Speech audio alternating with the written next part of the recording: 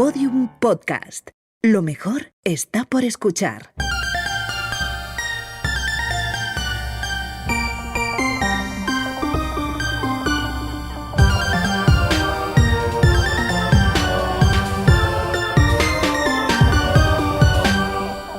Hola, Carmen. Hola, Ana, ¿cómo estás? Muy bien, ¿tú qué tal estás? Yo estoy muy contenta de volver porque el veranito, el descanso nos ha venido bien, la verdad. Nos hacía falta. Pero cuántas ganas ya de hablar de nuestras cositas otra vez. Teníamos muchas ganas y encima estamos tremendamente ilusionadas de empezar temporada nueva con Podium. Es algo que nos tiene bastante enloquecidas y arrebatadas. Enloquecidas y arrebatadas, lo ha dicho con cara de enloquecida y arrebatada verdaderamente. Bueno, para quienes no nos conozcáis, porque ahora que estamos aquí en Podium, toda la gente nueva tenéis que saber que somos Ana y Carmen. Carmen y Ana queda un poco igual porque somos dos siamesas, básicamente, que empezamos este podcast en plena pandemia para hablar pues, de alquimia, de demonología o de lesbianismo en el convento, del boom inmobiliario del ladrillo barroco, cosas así. Sí, básicamente os hablamos de todas las cositas más jugosas de los siglos XVI y XVII, que son nuestros siglos más favoritos de la historia y muy pronto seguro que los vuestros también. Pero aparte de los siglos XVI y XVII, algo que nos encanta son las rutinitas. Por eso algo que nunca nos saltamos en ningún episodio es hablar al comienzo de qué hemos comido. Carmen, ¿qué has comido hoy? He comido también. A ver, cuéntame. He comido un salmorejo muy rico, además lo he comido contigo, tú lo sabes. He comido un salmorejo bastante delicioso y luego bacalao, como con bechamel y espinacas, que era una cosa que no me convencía, pero luego me ha gustado. A mí no me gusta la bechamel. Bueno, eres celíaca, ¿no? También. Esto también lo tiene que saber todo el mundo nuevo. Sí. ¿Tú qué has comido? Yo he comido contigo, o sea que lo sabes también. He comido ceviche, que estaba bastante bueno. ¿Estabas contenta con el ceviche? Sí, estaba contenta. No lo he expresado, pero me lo has debido notar en la cara. Y luego de segundo, como carne, como entraña creo que era, como con patatitas al horno y un café solo, estupendamente. Bueno, ¿sabéis lo que ninguna de las dos hemos comido hoy? Y menos mal, porque de haberlo hecho estaríamos espesísimas, desconcertadas. ¿Por qué te digo esto? Bueno, lo digo porque algo sucede el 21 de agosto de 1581. Para quienes no nos conozcáis, algo muy importante que tenéis que saber es que a mí, a Ana, me fascinan las fechas, los datos, las certezas. Entonces, cuéntanos qué pasó. Ni un día antes ni un día después, sino el 21 de agosto de 1581. No, yo te tenía que dar la fecha exacta. Pues sucede que Felipe II, esto lo cuenta él en una carta, se despertó como desubicado. Él no se hallaba. Y entonces escribió esta carta a sus hijas, que son las infantas Isabel, Clara Eugenia y Catalina Micaela, diciéndoles: estos días se han dado un poco desconcertado. No sé si tiene la culpa de ello haber comido más melón algunos días antes, que los había muy buenos. Mas yo creo que no. Y aunque he quedado un poco cansado, creo que me ha hecho provecho.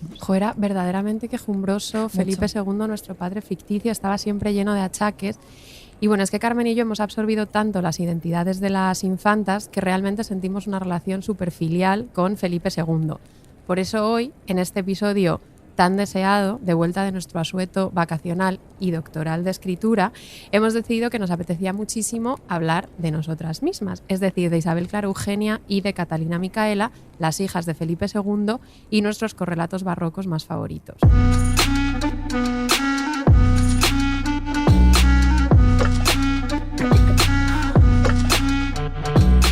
Las hijas de Felipe, con Ana Garriga y Carmen Urbita.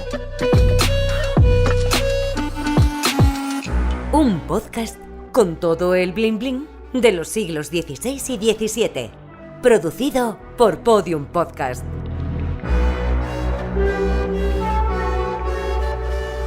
¿Quiénes eran las verdaderas hijas de Felipe? Así que hoy vamos a hablar de nuestras siamesas predilectas.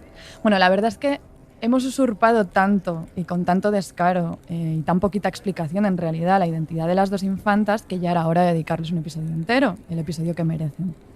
Pero para las que no nos conozcan, conviene recordar algo que siempre lo contamos. Somos muy pesadas con esto cuando nos preguntan el porqué del nombre del podcast y de nuestra carátula.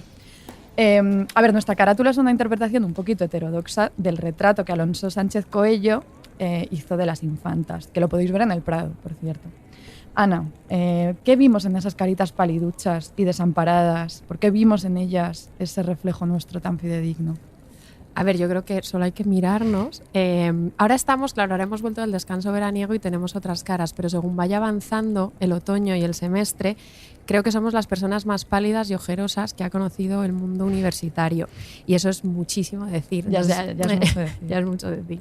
Nos gusta mucho flagelarnos, eso también. También. Bueno, porque por muy identificadas que nos sintiésemos con esa lividez tan marchita de las infantas... Lividez marchita. Lividez marchita, ahí queda dicho. Lo cierto es que esas presiones que angustiaban a Isabel Clara Eugenia, Catalina Micaela, no iban por los derroteros de la tortura académica y de la bilocación. Te voy a parar porque como estamos como empezando temporada nueva, quizás hay alguna nueva oyente despistada que todavía no ha tenido ocasión de escuchar nuestro episodio sobre la bilocación, que es una cosa que nos encanta.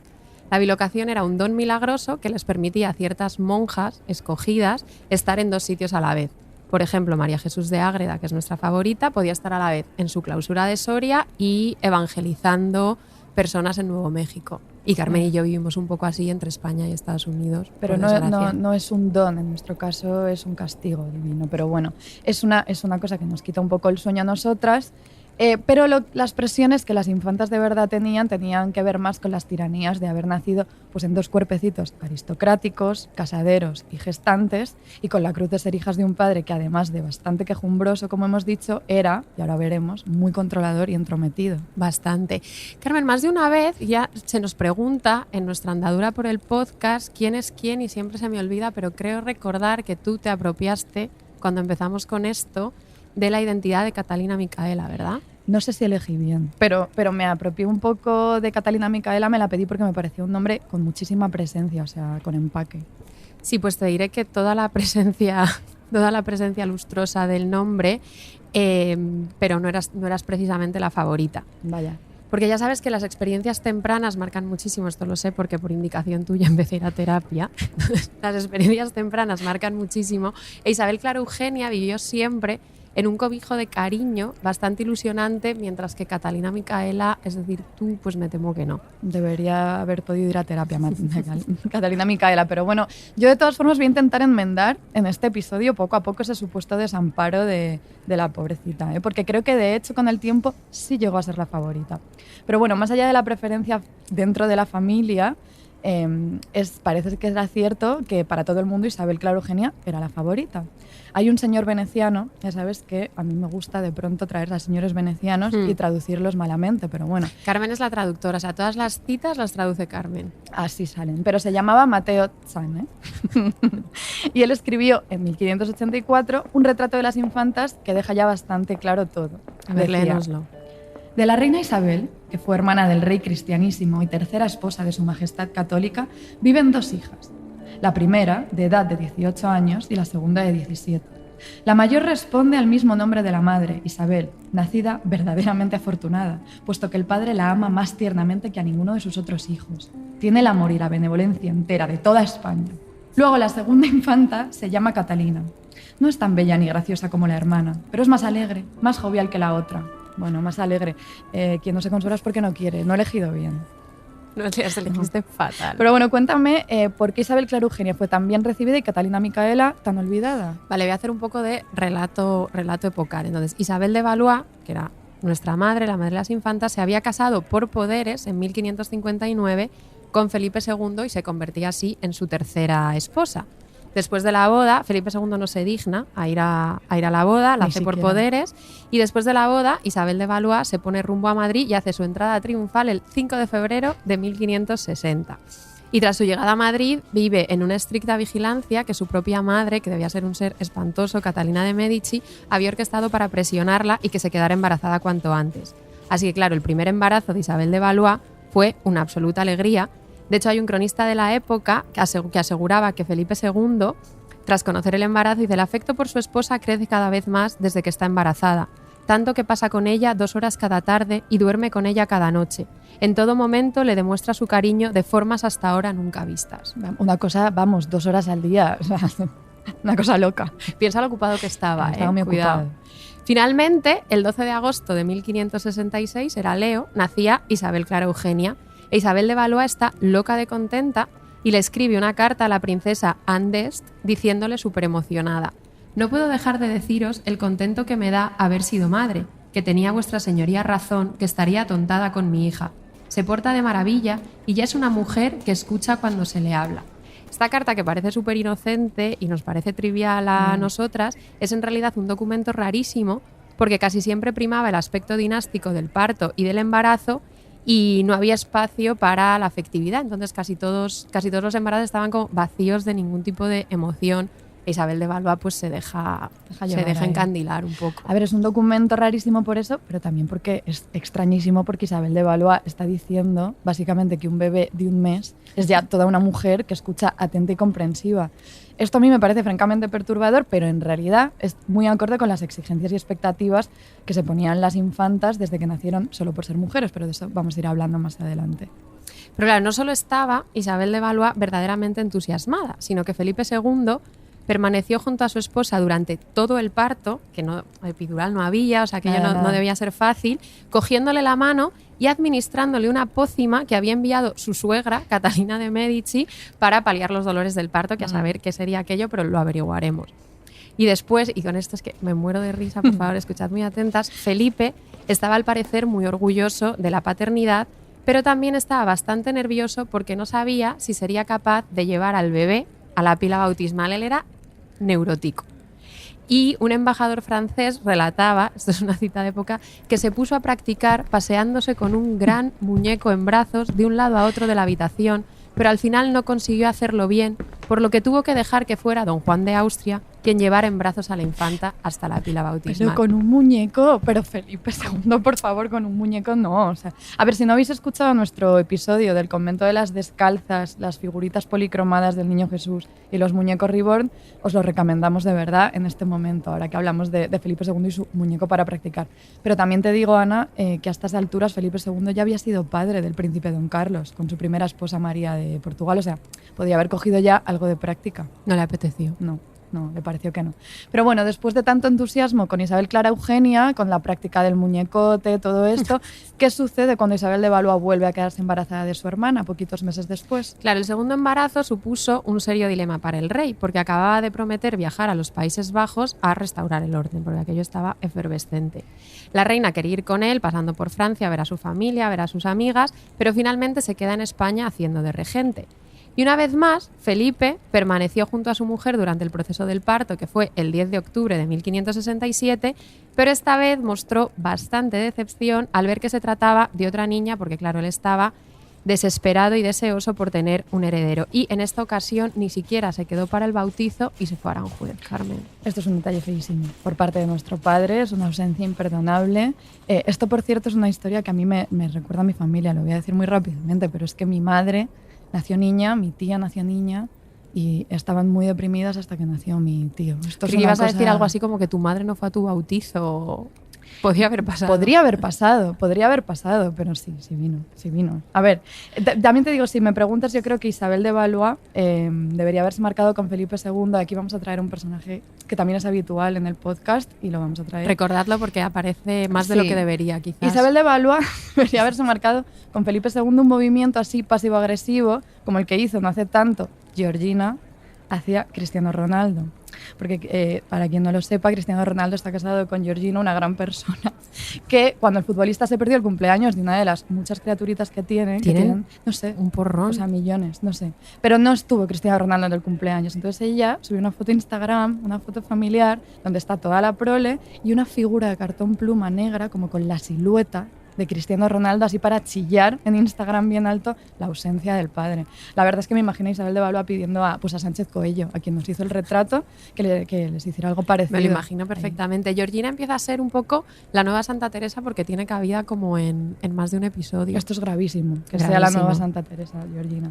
Pero bueno, si no disfrutaron del mismo entusiasmo familiar al nacer, sí podemos decir al menos que las dos infantas tenían la misma educación. La tuvieron las dos. Se esperaba que Isabel Clara Eugenia y Catalina Micaela cumplieran un papel importantísimo dentro del devenir dinástico de la causa de los Austria. Entonces, la educación era todo un asunto de Estado. ¿Sabes quién fue su tutora? No lo sé realmente. Yo no lo sabía. Yo es que no lo sabía. Bueno, pues fue Sofonisba Anguissola, que era una pintora italiana famosísima ya en el momento, a la que, por cierto, tenemos que dedicar un episodio. Carmen me mira con mirada penetrante. No, hay que dedicarle un episodio en algún momento. Porque a su manera ella también fue un poco hija de Felipe II. Su padre la mandó a la corte, la acogieron aquí y él le pagó la dote. Entonces Sofonisba, que pintaba unos retratos y unos autorretratos también, verdaderamente, esto le encantaban a la palabra, deliciosos. Es mi adjetivo favorito. Eso es. Pues llegó a la corte como tutora de Isabel de Valois, primero, como tutora de la madre de las infantas, porque ella tenía bastante interés en la pintura también. Y luego, cuando nacieron las infantas, el papel de Sofonisba, pues fue súper instrumental a la hora de establecer el currículum de las dos, que siendo ya todavía adolescentes, eran ya unos pequeños prodigios, Ana. Se manejaban en nociones súper avanzadas de música y astronomía, podían leer y escribir italiano. Virtuosas y estudiosillas como nosotras, aunque yo ni el italiano... Bueno, lo de la música... Esto también aparece de manera recurrente en los episodios. Carmen y yo... Carmen es la única persona a la que yo he conocido en mi vida que canta tan mal como yo. O peor. Ahí estamos. Andamos ahí. Pero no, nosotras somos virtuosas a nuestra manera, pero desde luego no en la música. Bueno, pero Sofonisba tuvo un papel además muy importante en cómo la formación de las infantas se empezó a caracterizar por una tecnología pedagógica del juego. A mí me encanta lo de tecnología pedagógica del juego, me tiene enloquecida. Esto dije, lo metemos. No, porque ¿en qué consistía? A ver, existe, por ejemplo, un cuadro que es muy precioso de Sofonisba, en el que lo invito a todas las oyentes a que lo busquéis ahora mismo, que se llama El juego de ajedrez. Pues la pintora retrata a sus hermanas pequeñas, divertidísimas, ahí en medio de una partida de ajedrez. Puede parecer algo frívolo, puro entretenimiento de niñas, pero detrás de esa escena de ocio aparentemente sin ninguna más importancia hay todo un aprendizaje estratégico súper crucial para las mujeres en nuestros siglos más favoritos de la historia, que estaban obligadas a aprender a conducirse pues con muchísimo tiento, con cálculo, en un mundo de constantes limitaciones y de reglas súper estrictas. Bueno, el caso, las infantas también aprendían con juegos que eran solo en apariencia ligeritos. Carmen, te voy a interrumpir porque sabes una cosa que no me puedo callar. Adivina quién es la patrona del ajedrez. Dilo, si es que solo puede ser una. No será The One and Only Santa Teresa. Es, porque claro, Santa Teresa, que era más lista que el hambre, le encantaba el ajedrez, aunque se fustigaba mucho porque le gustase, porque la clausura, etcétera, etcétera. Le encantaba mucho el ajedrez y usa muchísimas comparaciones, muchísimos símiles con el ajedrez para instruir a sus monjas en la virtud de la humildad, cuando escribe Camino de Perfección. Esto en otro episodio os lo traeremos. Y ya hemos hecho nuestra mención de rigor. En todos los episodios aparece Santa Teresa y ahora ya pues podemos volver a las infantas. Bueno, ya hemos hecho ese check, que yo ya me quedo tranquila. En fin, las infantas, como tú decías, Ana, eran virtuosas, estudiosillas, como nosotras, pero ¿sabes en qué no nos parecemos nada, aparte de las dotes musicales? Ellas sabían latín, Ana, y nosotras no, somos un fraude. Aquí tengo que hacer un inciso que no sé si lo hemos mencionado alguna vez, pero Carmen una vez, un verano, se fue a una especie de campamento militar de latín, como de 12 horas al día, que gracias al cielo abandonó. Tuve que desertar, la verdad. Eso es así. En otra ocasión lo contaremos con detalle porque fue una tortura. Pero no nos desmoralicemos, Ana, porque creo sinceramente que he encontrado la solución a nuestra ignorancia. Yo esto no lo sabía, pero leyendo sobre las infantas descubrí que en 1581 Pedro de Guevara publica un librito que se titulaba, el título se las trae, Nueva y sutil invención en 6 instrumentos, intitulado Juego y ejercicio de letras de las serenísimas infantas doña Isabel y doña Catalina de Austria, con la cual facilísimamente y en muy breve tiempo se aprenderá todo el artificio y estilo de las gramáticas que hasta ahora se han compuesto y se compusieron de aquí adelante. Era ambicioso, la verdad.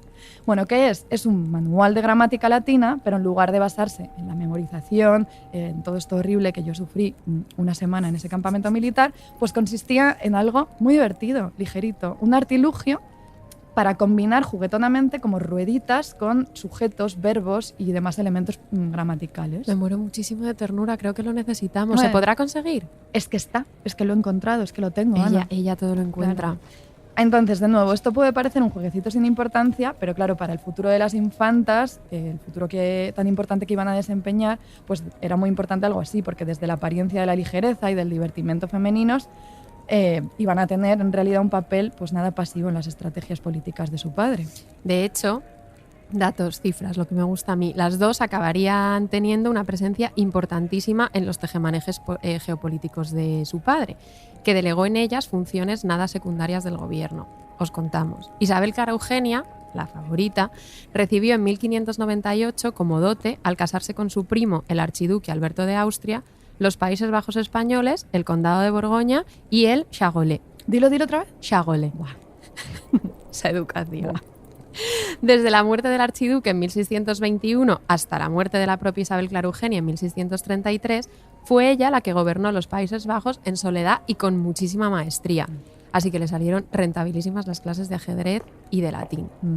Catalina Micaela, tampoco le fue mal, se casó con Carlos Manuel I de Saboya y desde Turín, en el poco rato que le dejaron los más de 10 embarazos que tuvo antes de morir trágicamente a los 30 años, Es fuerte eso. se encargó de negocios de Estado en las posesiones italianas del duque. 10 embarazos. Me muero. Dediquemos un segundo a pensar eso. Minuto de silencio. Minuto de silencio, absolutamente. Y para nada estaban ellas siempre satisfechas con el papel que les había tocado jugar dentro de esos tejemanejes paternos, ¿eh? Aunque ostentaban muchísimo poder y lo ejercían con mucha destreza, a veces tenían cierta incomodidad todo esto. Por suerte para nosotras, no siempre asumían en silencio las rabietas que a veces les ocasionaba todo esto, todas estas obligaciones. Se enfadaban Se ellas, enfadaban. ¿eh? Yo tengo una rabieta favorita, porque es bastante memorable, de nuestra Catalina Micaela el mismo día de su boda. Ella se casa el 11 de marzo de 1585. Y hay una relación oficial de todos los fastos que se celebraron por la boda de Catalina Micaela con el duque de Saboya en Zaragoza. Y el autor decide callar, evidentemente, este incidente favorito mío. Él nos cuenta una historia fantástica. Nos dice que la serenísima esposa y su hermana doña Isabel eran vestidas de encarnado aforado de telilla de oro y eran sus vestidos tan llenos de perlas, joyas y piedras preciosas que no hay precio con que igualarlos.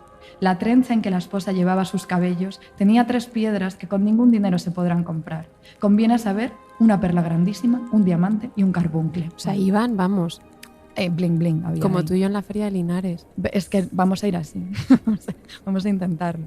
Pero bueno, él cuenta eso, cuenta estos detallitos, estos destellos, tanto de la vestimenta, pero luego nos enteramos, gracias a una carta de Felipe II, de algo bastante enigmático. Él le dice a Catalina Micaela: no tenéis de qué pedirme perdón de cuando nos despedimos. Se refiere a cuando se despidieron en la boda, después de la boda. Porque aunque errarais mucho, estabais bien disculpada.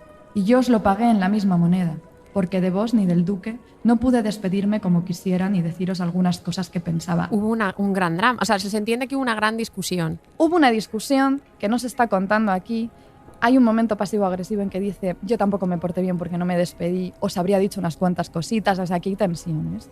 Al parecer se estaba refiriendo Felipe II de esta forma así tan enrevesada a un incidente que hubo en la despedida en Barcelona, porque fueron hasta Barcelona, que se ha interpretado como una muestra del desagrado de nuestra Catalina Micaela por no haberse casado con un soberano reinante, o sea, ella quería ser reina. Y claro, se casa con un mísero duque. Claro. Entonces Felipe II le quiso regalar a la infanta, de despedida y por las bodas, una fuente llena de perlas, llenísima, o sea, tú imagínate, Rebosante. una copa ahí llena de perlas. Pero Catalina Micaela, llorando de rabia, solo tomó 3, diciendo que para una duquesa eran suficientes. Dilo reina, o sea, ella estaba cabreada como una mona, no podía más. Un poquito. Menuda resentida Catalina Micaela, A ¿eh? que cada vez nos cae mejor la no favorita. Sí, nos va ganando, Claro. va ganando fuerza. Entonces, la crónica de la boda, como hemos dicho, se calla este incidente tan goloso, pero lo que no calla, sino que de hecho lo exhibe demasiado, de forma indecente, es la noche de bodas de la infanta y el duque, Anu. Porque no nos olvidemos, como decíamos antes, que las infantas al nacer hijas iban a ser leídas ya desde bebés pues como cuerpecitos gestantes, como futuras incubadoras dinásticas. Entonces, ¿qué decía? Don Juan de Zúñiga, comendador mayor por mandado de su majestad, llevó la llave del aposento de la esposa en su mano y la entregó a su alteza, habiendo cenado. O sea, primero había que cenar y luego Siempre. ya le lleva la llave del aposento. El cual, o sea, el duque, aparejándose para el torneo, a medianoche se vistió de una ropa y sin otras armas ofensivas salió al campo. Y abriendo el aposento tan deseado de su esposa, la halló acostada en su cama, a la cual, como besó, no toca a nosotros. De pronto no es de tetilla. pronto, de pronto ya le da pudor, ¿no? Dice que eso tienen todos los príncipes común con los otros hombres, que en despachando las escrituras de dote, si hay alguna, pongan la primera noche el sello en fe y testimonio de que se concertó entre ellos matrimonio. Baste a nosotros haber puesto el ayuntamiento de 2 príncipes iguales de edad y nacidos de una sangre, con el deseo del mayor rey del mundo. Mal año hayan los que entre ellos pongan discordia.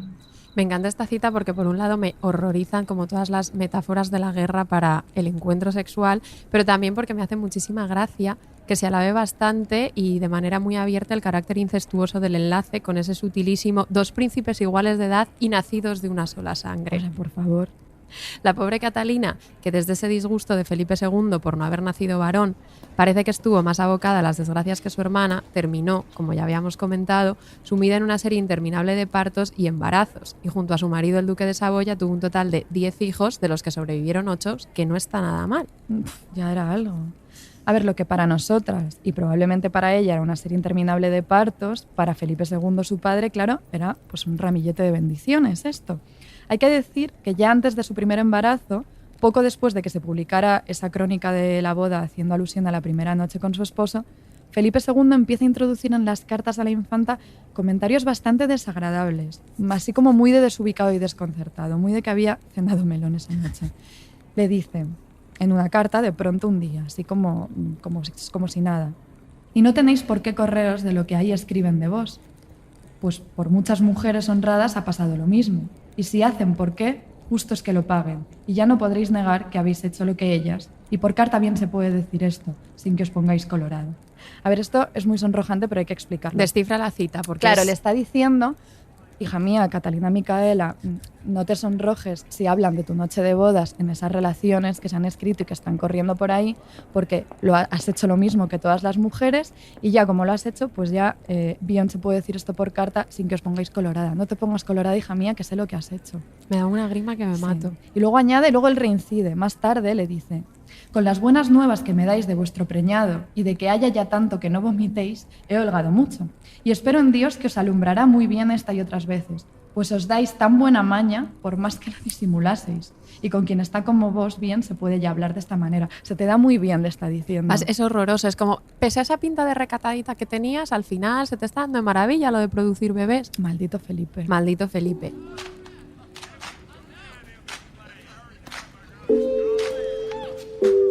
Además de enviar estas cartas tan ignominiosas a la pobre Catalina, Felipe II no tenía ningún inconveniente con ostentar su carácter de mansplainer profesional. O sea, yo creo que es como el mayor de los mansplainer barrocos. O sea, es alucinante. 14 de junio de 1588. Carmen, ¿te sitúas? Me sitúo sitúas perfectamente. Le escribe una carta a Catalina Micaela dándole consejos súper aventados sobre cómo parir. Ni más o sea, ni menos. Ella que lleva ya misela de partos y le dice: «Por saber cuán buena habéis quedado del parto y con razón, pues fue largo y me dicen que trabajoso, aunque vos no me lo decís, y lo sería siempre que os pusierais a parir en silla y no en camilla, que es cosa muy peligrosa ponerse temprano en la silla, y creo cierto que fue esto causa de la muerte de la princesa, mi primera mujer, y a vuestras 2 madres, ahora aclaramos esto, que parieron siempre en camilla. Veis cuán bien les sucedió, que cierto es lo mejor y lo más seguro. Y pues según lo habéis encomenzado, es de creer que pariréis otras muchas veces, en todo caso, sea siempre en camilla y no en silla». Está obsesionado con que su hija no pare en una silla obstétrica que tenía. «Pues lo uno es tan seguro y no lo otro, y decídselo así de mi parte al duque, que no consiento otra cosa, que el haberos detenido tanto en el parir y la congoja que él tuvo de ello con razón, cierto lo causó la silla, y vos nunca os deis prisa sino cuando viniere, y de las veces que sabéis que yo he visto os puedo dar estos buenos consejos». Yo lo he visto, no he parido, pero yo lo he visto. Claro, y cuando se refiere a lo de las 2 madres, esto es muy... porque como Isabel de Valois se muere muy pronto, luego Felipe II se vuelve a casar con Ana de Austria en 1570, cuando las infantas tenían 4 y 3 añitos, entonces su madre afectiva realmente fue Ana de Austria. La cosa es que Felipe II está obsesionado en que su hija no pare en ningún caso con esa silla obstétrica, que encontrado un dibujo de la silla. Ay, tenemos que compartirlo. Cómoda no se veía. No. Cómoda no se veía la silla. Pero claro, con tantas turras que recibía sobre su cuerpo, Catalina se convirtió no solo en una avispadísima estratega política, sino que supo también ejercer un control súper minucioso sobre su cuerpo.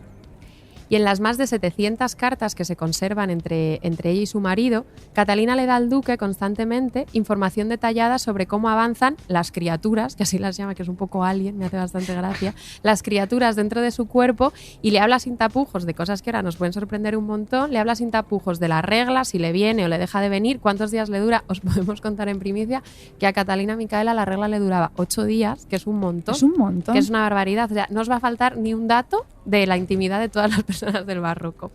Catalina hacía partícipe a su marido de todos sus procesos de menstruación, embarazo y lactancia, hasta niveles que de hecho nos podrían parecer un poquito escabrosos a día de hoy. No había nada de asepticismo. Nada. Por ejemplo, en julio de 1589, Catalina estaba un poquillo preocupada porque no volvía a sangrar normal después del parto. Y comenta que los médicos han decidido hacerle una sangría en el pie, que al parecer era un tratamiento súper común. O sea, eso no le sorprende nada, es como un tratamiento súper común y súper habitual para que regresara el flujo menstrual. Cosa que no entiendo, Tampoco. no entiendo la lógica detrás, pero se hacía. No te viene la regla, vamos a sangrar. Desangramos el pie. Y después de que la sangraran, Catalina le envía, envuelto en un trocito de tela, le envía a su marido el listón de madera donde había apoyado el pie durante el procedimiento como prueba física, sangrante, de que estaba tomando todas las medidas necesarias para volver a la fertilidad. O sea, ¿Qué haría el duque con ese trocito de madera? no lo que no sabe.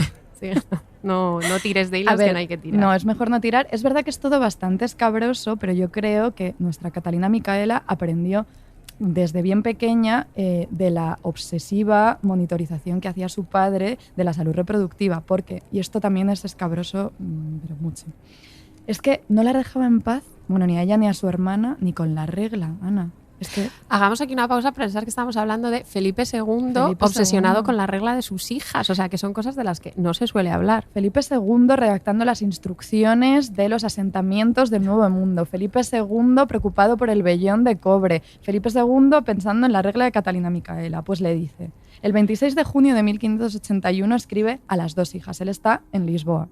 Y les dice, muy bien es que no traigáis las tocas como me decís. O sea, también le preocupa el peinado, todo. Y el saliros sangre de las narices, a vos la mayor, creo que durará hasta lo que parece que tarda ya, y así es bien que dure hasta entonces.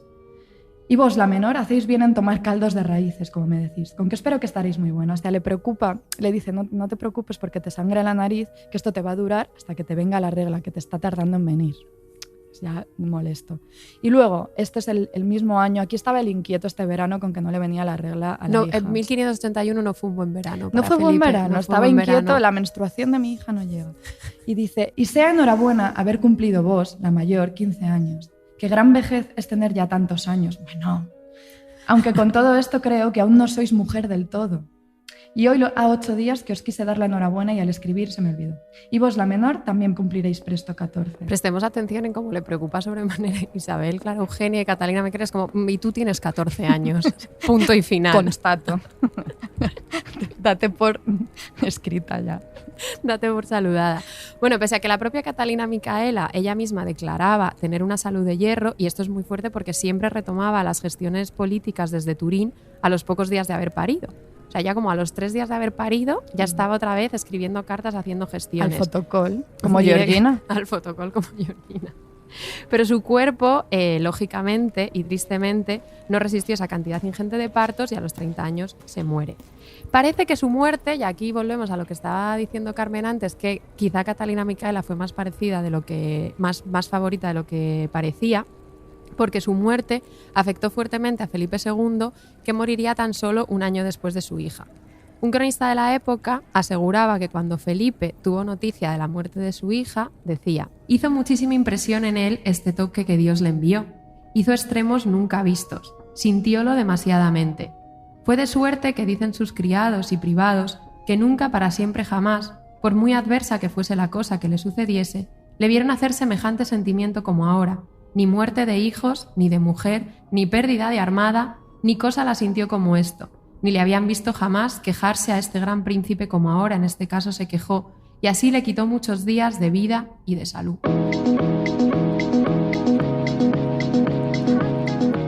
¿Ves? Es que yo creo al final, Ana, que Catalina Micaela era la favorita del rey y la favorita nuestra, porque al fin y al cabo, Ana, ¿de quién hemos estado hablando esta hora?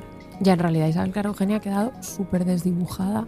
Claro, porque no fue la mejor recibida, vale, pero cuando Felipe II vio la de hijos que Catalina Micaela tenía, cómo disfrutó controlándole todo lo de los hijos, los partos, el ciclo menstrual, todo lo demás, yo creo que en realidad le dio mucho juego, le dio mucha vidilla. Ahora en serio, yo creo que la quería mucho. Mira, dice, 3 años después de la rabieta famosa de Barcelona, le escribe y le dice: ayer hizo 3 años que os embarcasteis y que no os veo, que no me ha dado ahora poca soledad. y sé que con razón la puedo tener de vos por lo que me queréis y yo os quiero. Jo. Es bastante tierno. Se refiere eso, Felipe II, cuando Catalina Micaela y el duque se embarcaron en Barcelona, después de aquella rabieta que ya hemos dicho. Y es que yo pienso que en esa boda, en realidad me la imagino un poco como, ¿sabes la película esta, Ana, El padre de la novia? En la que Steve Martin lleva fatal que su hija, que era su ojito derecho, se case. ¿Tú la llegaste a ver? Sí, la tengo en nebulosa, la podríamos revisitar. No me gusta Steve Martin, pero Normal. esa película pues a mí me gustaba. Es que me generan mucha desazón porque creo que luego ya nunca se volvieron a ver. Y me generan mucha desazón que los siglos XVI y XVII están repletos de estas despedidas en la que la gente se despide y luego ya jamás se vuelven a reencontrar. A Santa Teresa le pasa con absolutamente todas sus amigas que se despiden y ya en 15 años nunca más se supo. Imagínate el drama. A mí me da algo. No, yo no puedo. Con lo amorosa que soy yo y lo sensiblona que soy, me da algo. Más. No. Nos cogemos un avión con un día de diferencia y ya sufrimos, imagínate. Bueno, pues puede que Felipe II hubiera orquestado esta boda que le venía fenomenal geopolíticamente, pero en las cartas a su hija se ve que en realidad, o sea, él flaquea y se ve que en realidad algo de todo esto le da rabia. Celillos, le pasa como a Steve Martin en la película. Hay un momento en que le dice: el sábado de mañana recibimos vuestras cartas con que holgamos mucho y con saber cuán buena ibais. E hicístelo muy bien en escribírnosla. Y diome mucho contentamiento todo lo que me escribís. Y saber que os mareaste tan poco en el barco, y pues no sentisteis nada en el estómago, yo creo que no os marearéis más. Y fue muy bueno que el duque se marease más que vos, para que no se burle de vos. Está encantado de que su hija no se haya mareado, de que sea un roble. No, le encanta, pero sobre todo que sí que se maree el duque y ella no. Eso es como que tiene ese pique con él. Luego le dice: me han dicho que os mareasteis bien en Villafranca, de Villafranca Sanova, y yo creo que debió ser porque no estuvisteis tan vana de no haberos mareado antes, y me peso de ello porque es señal que no debió estar buena la mar, y creo que el duque se debió marear más que vos. Obsesionado, es que era obsesivo Felipe II, o sea, las reglas, los mareos, todo. Es asfixiante Felipe II. Es bastante asfixiante. Era muy asfixiante, claro, todo esto es un universo, pues entonces como ahora, en nuestros siglos más favoritos de la historia, pero también ahora el universo heteropatriarcal. Y entonces un yerno, Ana, ¿qué es un yerno? Puede ser un aliado financiero decisivo, un socio político fundamental, pero será siempre al fin y al cabo un yerno, un rival. Entonces esa tensión asfixiante siempre hay para las hijas. Este es un problema que nuestros padres no van a tener. Yernos rivales no se van a encontrar. Otros sí, ese no. Ese en concreto no lo van a tener. Y creo que ya hemos hecho un diagnóstico bastante minucioso de las vidas, sobre todo de la nueva favorita, que es Catalina Micaela. Quizá cambie el rumbo de los manuales de historia y de pronto sea como Catalina Micaela, la nueva favorita. Y nada, nos vemos en 2 semanas y que estamos felicísimas de estar en Podium con vosotras otra vez. Adiós.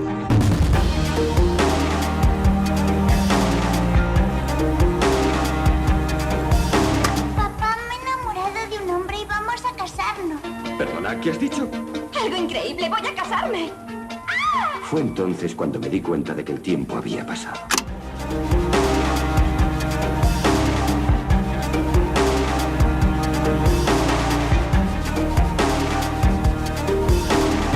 Las hijas de Felipe es un podcast de Podium, escrito y narrado por Ana Garriga y Carmen Urbita.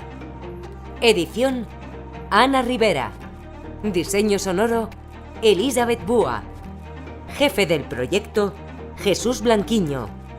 Producción ejecutiva: Lourdes Moreno Cazalla.